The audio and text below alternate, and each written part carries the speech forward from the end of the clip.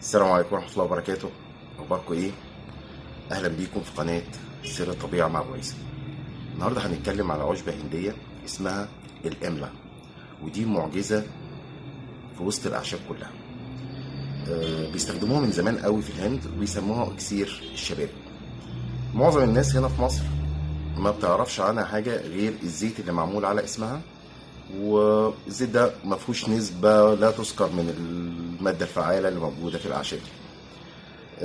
فوائدها للشعر وللبشرة كتير، وهتتفاجئوا من كمية الفوائد اللي ليها. بالنسبة للشعر بتقوي البصيلات جدا وبتقلل التساقط. بتمنع ظهور الشيب أو بتقلل ظهور الشيب بشكل فظيع. غنية جدا بفيتامين سي والمواد المضادة للأكسدة.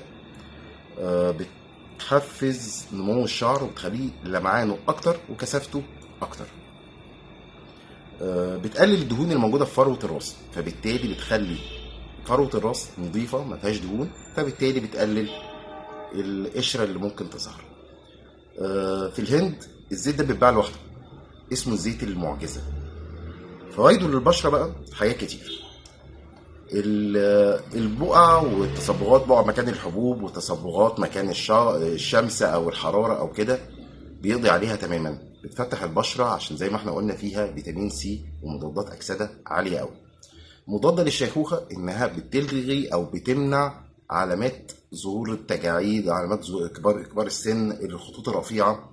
فبيستخدم للبشره للنضاره بشكل قوي جدا. بيحفز الكولاجين اللي موجود في البشره ان هو يزيد، فبالتالي بتعمل مرونه للجلد نفسه وبتمنع التجاعيد. طريقه بسيطه جدا ممكن نستخدمها في البيت لو احنا عايزين نعمل ماسك للشعر. بناخد معلقتين من بودرة الأملة نفسها، وده موجود عند العطار على فكرة. بنحط عليه معلقة زيت زيتون ومعلقة زيت جوز هند، وبنخلطهم كويس قوي وبنحطهم على فروة الراس لمدة ساعة. بعد كده بنغسلهم. هتلاقوا النتيجة مختلفة من أول مرة. لو عايزين نستخدمه للبشرة بنستخدمه كماسك للبشرة. بناخد معلقة أملة معاها معلقة زبادي أو عسل نحل، بفرده على البشرة وبسيبه لمدة 10 دقايق، وبغسله بمية عادية، مش بمية سخنة، بمية عادية.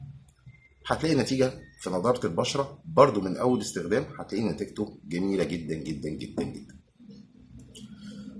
عشبة الإملا احنا بنتكلم عليها إنها كنز طبيعي موجود، ومعظم الناس مش عارفة قيمته. جربها بنفسك وابدأ تدخل الطبيعة في روتين جمالك. دخل الطبيعة في روتين جمالك، ابعد عن الكيماويات. الطبيعة بتدينا هدية، فاحنا حرام إن احنا نرفض الهدية دي. يا ريت الحلقة لو عجبتكم ما ننساش نعمل لايك وتشترك في القناة ونفعل الجرس عشان يوصل لك كل جديد من سر الطبيعة مع بويسة. سلام.